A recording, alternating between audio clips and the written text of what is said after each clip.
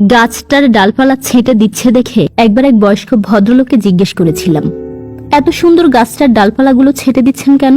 গাছের সৌন্দর্যটাই তো নষ্ট করে দিলেন। গাছটা কেমন ন্যাড়া ন্যাড়া লাগছে। বয়স্ক মানুষটি হাসলেন, তারপর বললেন, গাছটাকে মাথা তুলে দাঁড়াতে দিতে হলে মাঝে মধ্যে কিছু ডালপালা ছেঁটে দিতে হয়। দেখবে এই গাছটাই কিছুদিন পর সরলভাবে উপরে উঠে গিয়ে আবার ডালপালা মেলে দিতে পেরেছে। ডালপালা ছেঁটে দিলাম মানে গাছটার ক্ষতি হলো এমনটা নয়, এতে গাছটার উপকারী হলো। কথাগুলো বড় সত্যি বলেছিলেন ওই বয়স্ক ভদ্রলোক। বছর দুয়েক পর দেখেছিলাম সত্যিই গাছটা সুন্দরভাবে বেড়ে উঠে সে যেন আকাশ ছুঁয়েছে। বুঝলাম এই সত্যি মানুষের জীবনেও। নিজের ভালোর জন্য অনাবশ্যক অবাঞ্ছিত মানুষদের ছেঁটে দিন। বাদ দেওয়া মানে সব সময় বিয়োগ নয়, বাদ দেওয়া মানে আপনার আগামী দিনের ভালো কিছু পাওয়ার যোগ।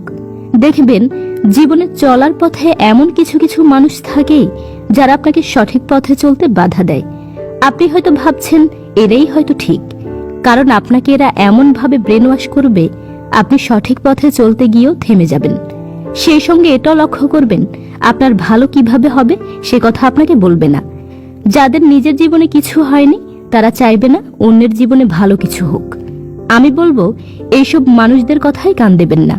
এরা পরশ্রী কাতর, কিছুতেই ভালো দেখতে পারে না। জীবন থেকে এদেরকে ছেঁটে দিন। লেখার শুরুতে বয়স্ক মানুষটি যেভাবে গাছের ডালপালা ছেঁটে দিয়ে গাছটাকে সরল সহজ ভাবে উপরে উঠতে সাহায্য করেছিল, ঠিক সেভাবে জীবন থেকে কিছু গেল, কিছু বিয়োগ হলো মানে জীবন শেষ নয়, বরং নতুন করে শুরু করার আগাম পূর্বাভাস সেটা। পজিটিভ চিন্তা করুন, নিজেও পজিটিভ থাকুন।